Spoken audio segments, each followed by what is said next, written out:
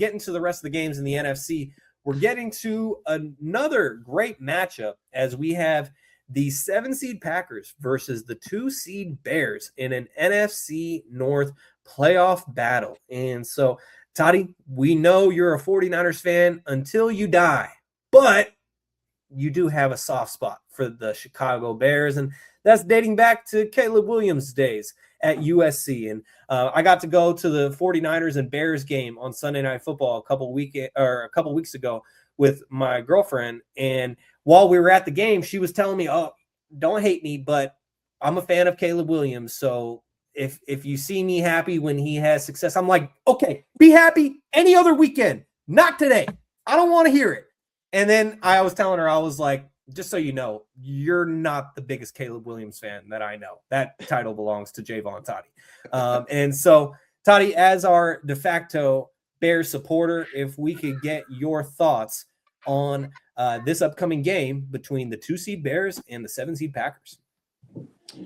Yeah, this game is I think it's the first Bears home playoff game since like 2017. Was that the Doink game, Kevin? Weren't you guys part of that game? Yes, we were. Yeah.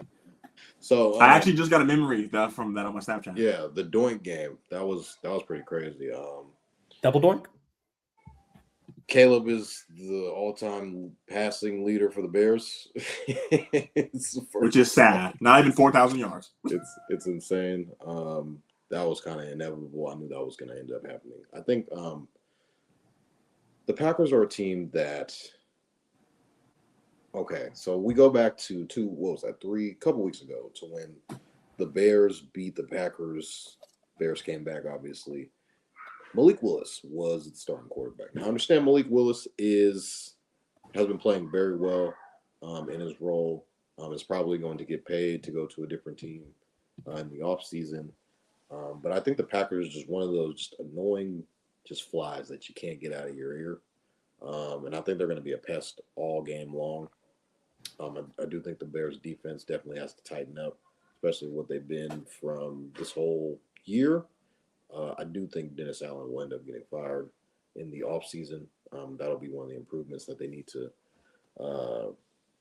move off on in the offseason. But I do think Caleb Williams is going to show up and show out in this game. The connection that he's had with DJ Moore over the past couple of weeks has been impeccable. I do think they're getting Rome Odunze back in this game, if I'm not mistaken. I could be wrong. Somebody fact check me on that. DeAndre Swift and Kyle Monungai, that two-headed monster, has been working like magic almost the entire year. And the connection that Caleb Williams has had with Colston Loveland these past couple of weeks has been impeccable. So I do think their offense is very potent, very live. Ben Johnson is going to be very aggressive in this game. And yes, they are getting back Rome Odunze, so that'll be a huge help for the Chicago Bears team. That should provide them a big spark. I do think the Bears win this game. I'm going to predict it be 30-24 Bears. All right, Kevin, tossing it over to you. What are your thoughts on this Packers and Bears matchup? If there were to be a game where I picked the upset, it'd be this one. Kaz mentioned it. Division games are always a toss-up. They both are 1-1. And the Packers might have swept them if it wasn't for a magical Caleb Williams deep bomb in overtime. So it's going to be a good game. The only reason why I would pick the Packers, I'm not saying I'm 100% confident in them winning, is this is the Bears' first playoff game. This is Caleb Williams' first playoff game. Ben Johnson's first game as a head coach. Rome Odunze. There's a lot of first-timers in there. And not a lot of winning experience. I think Swift might be the only person that's been to a Super Bowl, or maybe the only guy to even win a game. I don't know the roster too well, so I might be wrong on that. But this Bears team is very young, and Caleb Williams goes with the win. Like Toddy said, he was never late. He was just early. So Caleb Williams is a legit quarterback. But I've been telling people all week I think they're just a year too early. But to get this kind of experience at a home game means the world. And I'm not saying the Packers because that means the Eagles get another home game. But just experience-based. The Packers haven't won a lot of playoff games either, but one, it being a divisional rivalry and this being the Bears' first game at home since 2017. It's been a long time. It's almost been a decade. Whole new staff. They went through the Justin Fields. They went through a lot of downs to get here.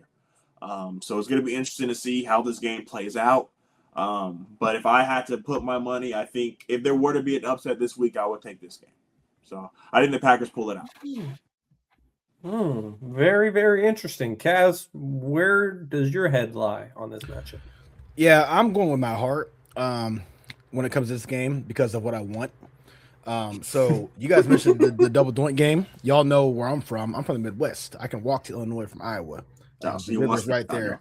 Oh yeah, I want Chicago again. So because y'all gotta understand, I don't talk a lot about the Bears, but this is Bears country around here. This is Bears Packersville everywhere here. A little bit of Vikings and the occasional Lions fan. Like one of the girls that I coach with, she's a Lions fan. But it's the Midwest. I was going to go to this Eagles Niners game. Last time I saw Eagles Niners was I did go to the NFC Championship game. Never again in my life will I ever spend that much money on a ticket. That's stupid, but I did it. It's done. It's in the past. But tickets are crazy nowadays, and it's just I can't find it within myself unless I have substantial income to go to a game and make a trip. That's $1,200, $1,100. You know what I'm saying? It's stupid. So I'm like, you know what? Eagles handle business against the Niners like we're going to, obviously. Bears, you need to win this game. I can take a quick drive to Chicago. It's down the street from me pretty much. So drive to Chicago, have a little weekend trip, see my homeboys in Chicago. I have a lot of friends in Chicago that I met from college, and I've been to Chicago quite a bit too. I got family up there as well. So I need the Bears to win this game. I really do. Now, deep down, do I think the Bears are the better team? Yes, I do, actually. I think that Ben Johnson is literally that. He's a game changer. That changed everything. You take him out of the equation, the Packers probably would win this game. But I think the Bears are the better team. I think they have the better quarterback. I'm saying it now. Yeah, Jordan Love's got an extra year. What, 2 years on Caleb? Or a year? Either way, 1 or 2 years on Caleb. I think 2 years. And I can confidently say that Caleb Williams is better than Jordan Love, I think.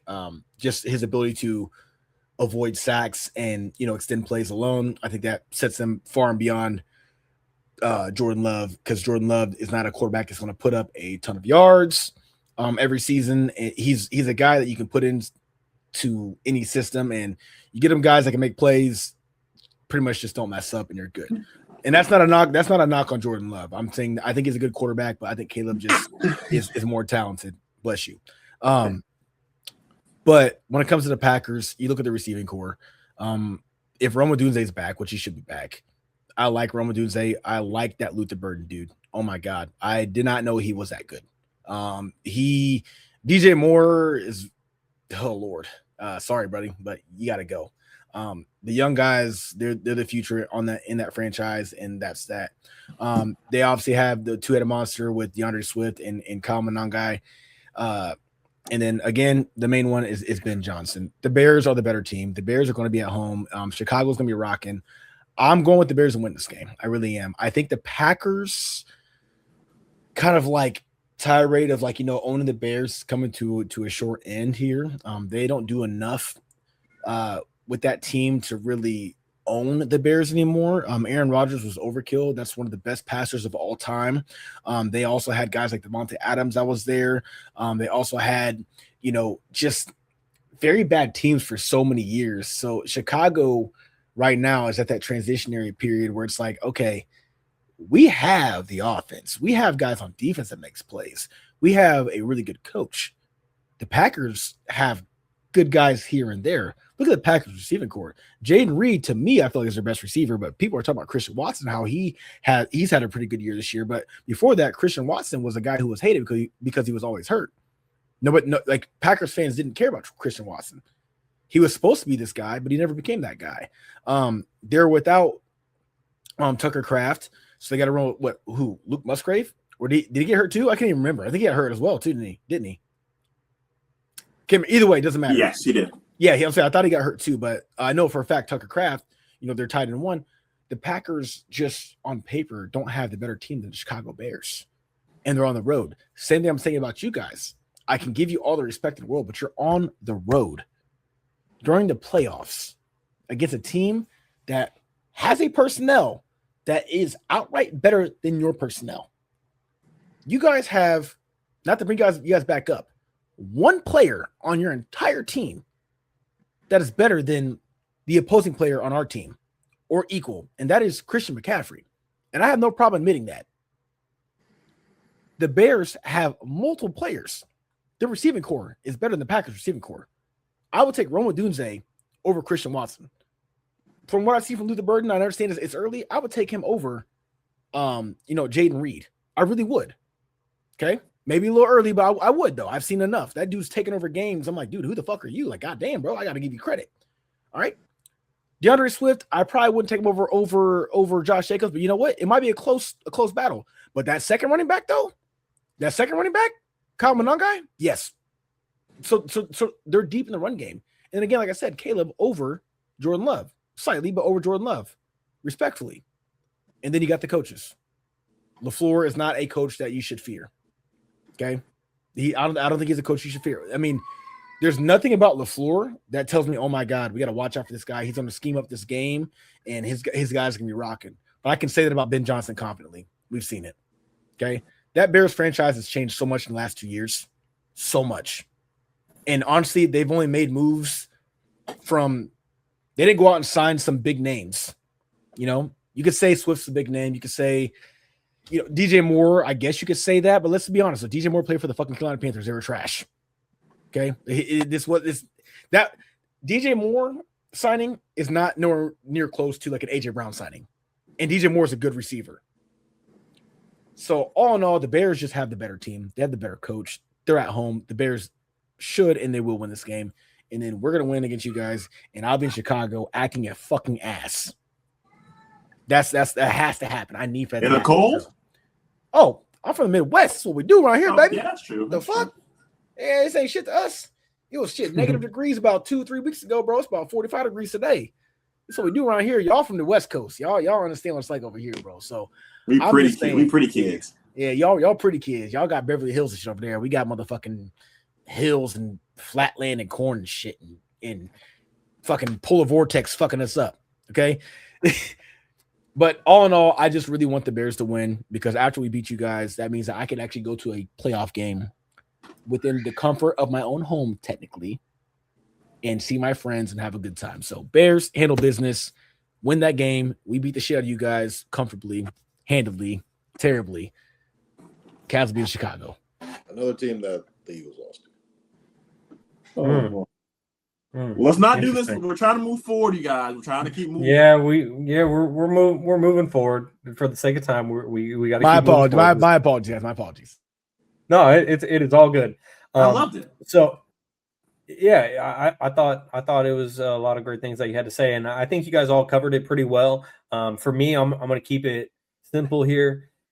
The Packers have not been the same since Micah Parsons went down. Like they were able to make it work a little bit once Tucker Kraft went out, but they have not been the same team since Micah Parsons went out. And they were dealing with Jordan Love having a concussion, and Malik Willis did what he could. But for me, this just isn't the same Packers team that we saw earlier this season. And the Bears, they are a good team. They have proven that this year. Ben Johnson has changed the Bears. And so I'm going to go with the Bears to win this matchup. If the Packers had Micah Parsons and he could torment Caleb Williams, I may have leaned the other way, especially given that this is a division matchup.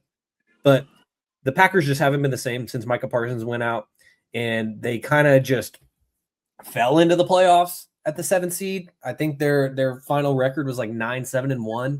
And so the Packers, they just aren't contenders for me anymore. So I'm going to go with the Bears in this matchup.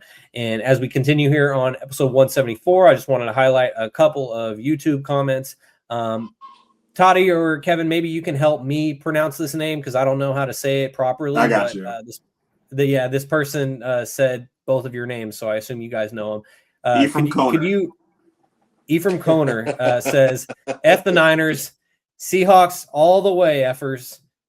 Kevin didn't believe in Jalen Hurts when they first drafted him. I have receipts with 5 exclamation marks. Ephraim also says, Toddy, not a real Niners fan. Oh. And shout out to my girlfriend Allie, who says, "Cool shirt, Shaun." You know, she got this for me for Valentine's Day a while ago, and so I appreciate her for that. And so keeping things moving,